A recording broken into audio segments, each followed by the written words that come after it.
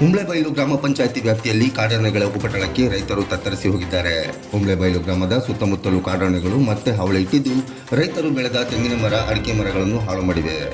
ಬೆಳೆ ಹಾಳು ಮಾಡಿದ್ದಲ್ಲದೆ ತೋಟದ ಮಧ್ಯ ಹಾದು ಹೋಗಿರುವ 11 ಕೆವಿ ಲೈನ್ ಅನ್ನು ಸಹ ತುಂಡರಿಸಿದೆ. 11 ಕೆವಿ ವಿದ್ಯುತ್ ಸ್ಪರ್ಶಿಸಿದರೂ ಆನೆ ಬದುಕುಳಿದಿರುವುದು ಆಶ್ಚರ್ಯವಾಗಿದೆ.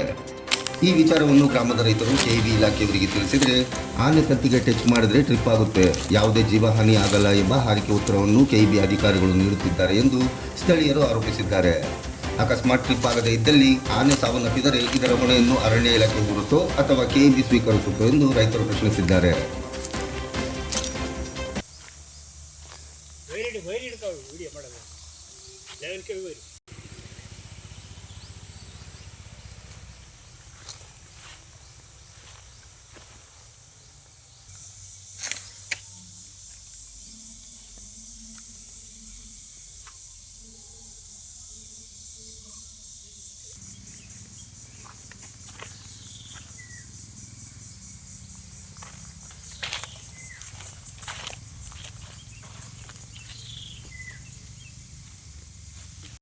ಗ್ರಾಮ ಪಂಚಾಯತಿಯಲ್ಲಿ ಕೃಷ್ಣೇಗೌಡರ ಜಮೀನಿಗೆ ಮತ್ತು ಈಶಣ್ಣರ ಜಮೀನಿಗೆ ರಾತ್ರಿ ಆನೆಗಳು ದಾಳಿ ಮಾಡಿದ್ದಾವೆ.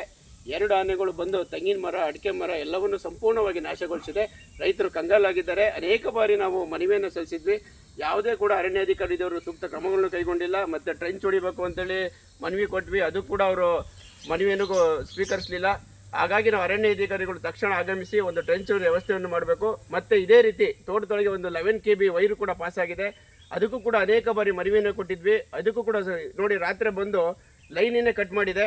ಆನೆ ಅಂದರೆ ಸತ್ತೋಗಿದ್ರೆ ರೈತರು ಏನು ಮಾಡಬೇಕಾಗಿತ್ತು? ರೈತರ ಮೇಲೆ ಅನೇಕ ಕೇಸುಗಳನ್ನು ಹಾಕ್ತಾ ಇದ್ರಿ. ನೀವೇ ಕರೆಂಟ್ ಕೊಟ್ರಿ, ಸಾಯಿಸಿದ್ರಿ ಅಂತೇಳಿ ಒಂದು ಹೂವಗಳನ್ನು ಅವ್ರ ಮೇಲೆ ಕಟ್ತಾ ಇದ್ರಿ, ಕಟ್ಟಿ ಜೈಲಿಗೆ ಅಟ್ಟುವಂಥ ಕೆಲಸವನ್ನು ಮಾಡ್ತಾ ಇದ್ರಿ.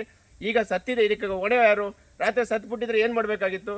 ಕರೆಂಟ್ನವ್ರು KBI ಅವ್ರು ಬರ್ತಾರೆ, ಹೇಳ್ತಾರೆ ಇಲ್ಲ ಅದು ತಕ್ಷಣ ಡ್ರಿಪ್ ಆಗಿಬಿಡುತ್ತೆ, ವೈರ್ ಹೋಗ್ಬಿಡುತ್ತೆ, ಕರೆಂಟ್ ಪಾಸ್ ಆಗಿರಲ್ಲ, ಆನೆಗಳಿಗೆ ಏನು ಪ್ರಾಬ್ಲಮ್ ಆಗಲ್ಲ ಅಂತಾರೆ. ಸತ್ತಿದ್ರೆ ಯಾರು ಹೊಣೆ? ಹಾಗಾಗಿ ತಕ್ಷಣ ಇದರಲ್ಲಿ ಇರುವಂಥ ಕಂಬಗಳನ್ನು ತೆರವುಗೊಳಿಸಬೇಕು. ಆ ತೆರವುಗೊಳಿಸೋವರೆಗೂ ಇಲ್ಲಿನ ರೈತರ ಹೋರಾಟವನ್ನು ಕೈ ಬಿಡೋದಿಲ್ಲ. ಹಾಗಾಗಿ ನಾವು ಈಗಲೇ ಕ್ರಮ ಕೈಗೊಳ್ಳಬೇಕು. ನಮ್ಮ 2 ಕಂಬಗಳು ಏನಿದಾವೆ ಇಲ್ಲ ಲೈನ್ ಒಳಗೆ ಬಂದು ಅದನ್ನು ತಪ್ಪಿಸಿ ಹೊರಗಡೆಯನ್ನು ಕೊಡಬೇಕು. ಹಾಗಾಗಿ ನಾವು ಮನವಿಯನ್ನು ಮಾಡಿಕೊಡ್ತಾ ಇದ್ದೇವೆ.